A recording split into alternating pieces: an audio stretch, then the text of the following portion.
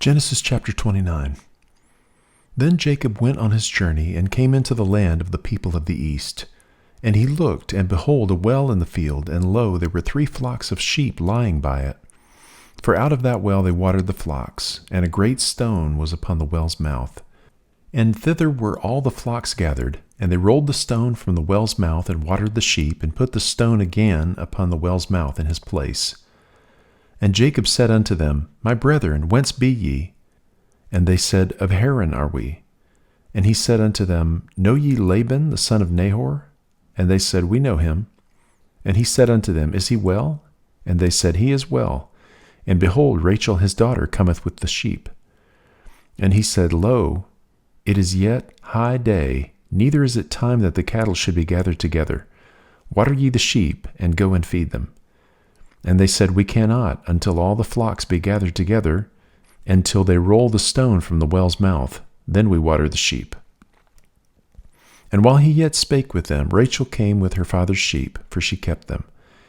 And it came to pass, when Jacob saw Rachel, the daughter of Laban his mother's brother, and the sheep of Laban his mother's brother, that Jacob went near, and rolled the stone from the well's mouth, and watered the flock of Laban his mother's brother.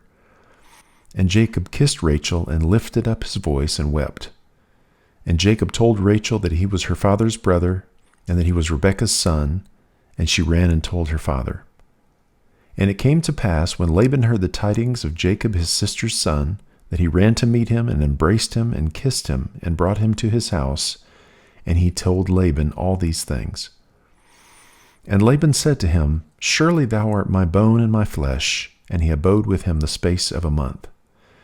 And Laban said unto Jacob, Because thou art my brother, shouldest thou therefore serve me for naught? Tell me, what shall thy wages be? And Laban had 2 daughters. The name of the elder was Leah, and the name of the younger was Rachel.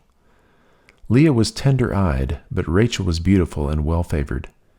And Jacob loved Rachel, and said, I will serve thee 7 years for Rachel thy younger daughter.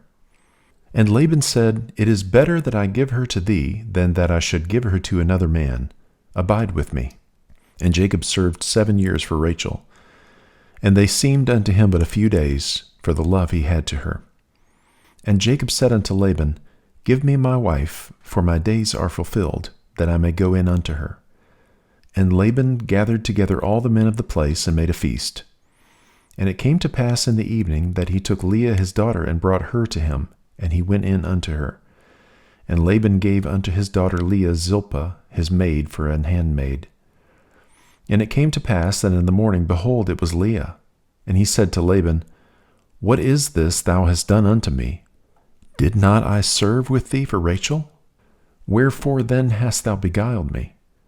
And Laban said, It must not be so done in our country, to give the younger before the firstborn. Fulfill her week, and we will give thee this also for the service which thou shalt serve with me yet 7 other years. And Jacob did so, and fulfilled her week, and he gave him Rachel his daughter to wife also. And Laban gave to Rachel his daughter Bilhah his handmaid to be her maid. And he went in also unto Rachel, and he loved also Rachel more than Leah, and served with him yet 7 other years.